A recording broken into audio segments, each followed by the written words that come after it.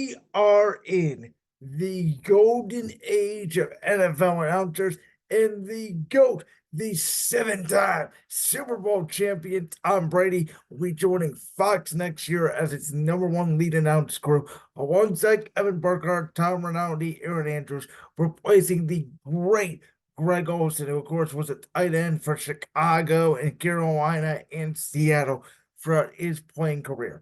Now, Greg Olsen is sort of in a weird situation, right? Because he took the main announce gig when Joe Buck and Troy Aikman were traded from Fox to ESPN. And alongside Kevin Burkhardt, and Greg Olsen was obviously doing a little bit of broadcasting work before this huge opportunity came up.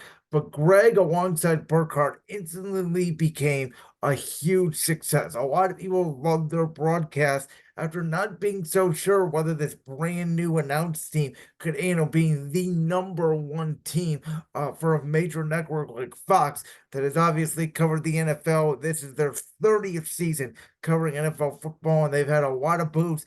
Joe Buck and Trayman were a mainstay for 16, 17 years. So Olsen and Burkhardt had big shoes to fill. Not only did they fill it, they did it flawlessly, and I would argue Joe and Troy have never been better at ESPN, and Greg and Evan were terrific and amazing at Fox. At the same time, though, Fox did sign Tom Brady to a massive 10-year contract, a lot of money involved to get him to become their lead color commentator for Fox once he retired. Brady ended up playing one more year in Tampa Bay before retiring, obviously entering this season. Brady said he wanted to take a year to study the NFL broadcasting gig, and obviously, I think deciding whether it was for him or not before stepping in and becoming the number one color commentator.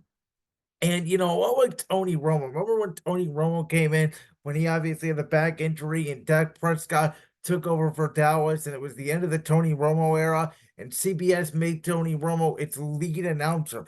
And there were a lot of questions with how Tony Romo would do in the booth after Jim Nantz and Phil Simms had a lengthy run as CBS's number one announce team. And Tony Romo instantly became a success with his mannerisms and his ability to predict plays before they happen, which obviously has become less and less since he's gotten away from the game. A lot of people, are very critical of Tony Romo. Yes, sometimes he sounds like a fan. Yes, sometimes he sounds like a little kid, but I still vastly enjoy the Jim Nantz Tony Romo connection. I said in the broadcasting industry when Pat McAfee took over for Friday Night SmackDown, he reinvigorated Michael Cole, and so much so the announce team is now the lead announce team for Monday Night Raw. The same way that I feel like Tony Romo reinvigorated Jim Nantz, who was just sounding so dry and so lethargic, in my opinion, with Phil Simms as his lead commentator. And Jim Nantz has been great for years, obviously, with golf, NCAA March Madness, and all the other stuff he's done. But combine that now with Tony Romo, and it just felt like, at least in the NFL broadcast, it was a huge lift in Jim Nantz.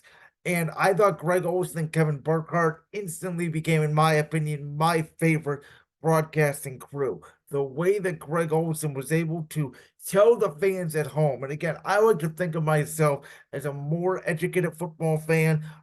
It is my job, I've always said, as a podcast host, even though I'm a journalist, and I do work for a transportation company in my full-time position, and I do a lot of writing. I've always said, I'm really a media personality. My job is to not only analyze the games, but my job is to forecast and look ahead and look behind and see clues and to figure out where things are coming from. And, again, knowing simple stuff like emotion usually means man coverage. If the defender is running with the target in motion, two eye safety versus one eye safety, blitz or a run or a pass or down in situation. I think Greg Olsen does a really good job at explaining the nuances of football. We know football is hard, and I think Greg Olsen really does a good job breaking down for the casual viewer what the quarterbacks and what the offense and what the defense is seeing on every single play. Again, I thought KB and Greg Olsen did an excellent job for other 2 years. But listening to Tom Brady on the Herd yesterday, and he was also on the Pat McAfee show, but I listened to him on the Herd with Colin Cowherd. Talking about his appreciation for Greg and his appreciation for broadcasting and what Brady will bring as sort of that expertise guy that's been in Super Bowls, and won seven of them, and all the different legends and the teams and the coaches that he's been around. I think Brady will bring a unique personality now that he's gotten out of that Belichick shell to the broadcast booth. And I am disappointed for Greg Olsen, and it sucks. I think that Fox and Greg have sort of two options. And option one would be, in my opinion, sort of demote him to the B level group, which will probably be with Joe Davis, who is the lead announcer, obviously, for the MLB for Fox. I personally think Joe does a lot better job at baseball than he does at football. I've never loved him, particularly as an NFL announcer. Him and Daryl Johnson did a really good job, but I think if you pair Greg Olsen with Joe Davis, it'll help Joe on the football side of things. While Greg sort of waits and sees, if Brady becomes a success or if he does somehow flop out as the lead broadcaster. And then from there, if Brady is deemed successful and Greg Olsen, who obviously deserves to go high level games, maybe there's a situation where he moves to NBC and becomes the heir apparent to Chris Collinsworth. How like Mike Tirico was the heir apparent to Al Michaels. And Mike Tirico bided his time, obviously covered a lot of different things at NBC, from horse racing to the Olympics to filling in on Sunday Night Football for Al Michaels. Well, now obviously got a little bit older and wouldn't be there every week.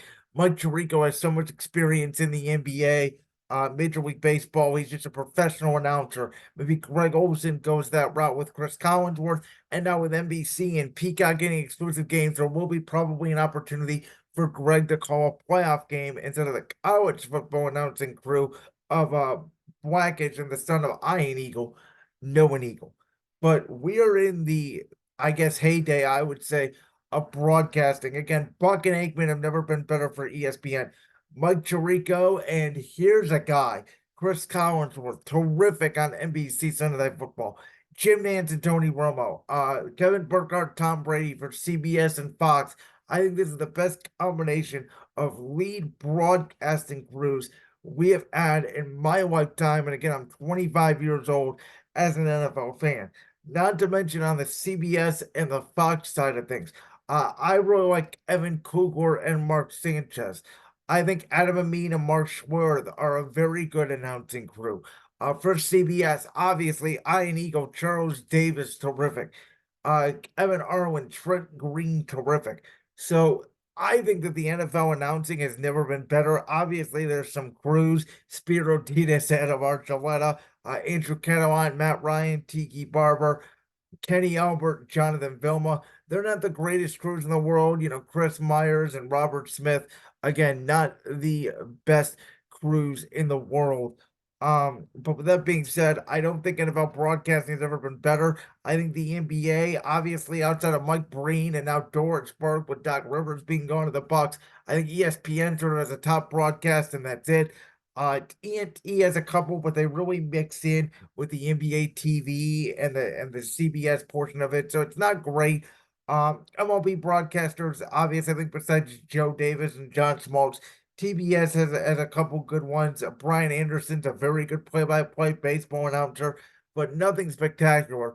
Where in the NFL, it's Thursday night, even without Michaels and Kirk Herbstreit have been very good. You get Thursday, Sunday, Monday, mostly Sunday games. So listen to these guys once a week dictate the outcome of the game. Football is the most popular sport, which means announcing matters. And I'm excited to see what Brady does. Again, if Greg Olsen, if Brady doesn't work out, Greg Olsen can slide it back into that number one position seamlessly, I believe. But I'm excited to see what Tom Brady does in his first gig next season on Fox. I suspect early on in the year, we're going to see some big matchups the NFL may save for later in the year to give Brady a real good feel for a big game on Fox early in the season. Like that clip from the Brand's World podcast? If so, make sure you go down there and hit that subscribe button. While you're down there hitting the subscribe button, make sure to also hit the notification bell so you never miss another upload. And make sure you check out all the other clips from the Brand's World podcast right here on YouTube.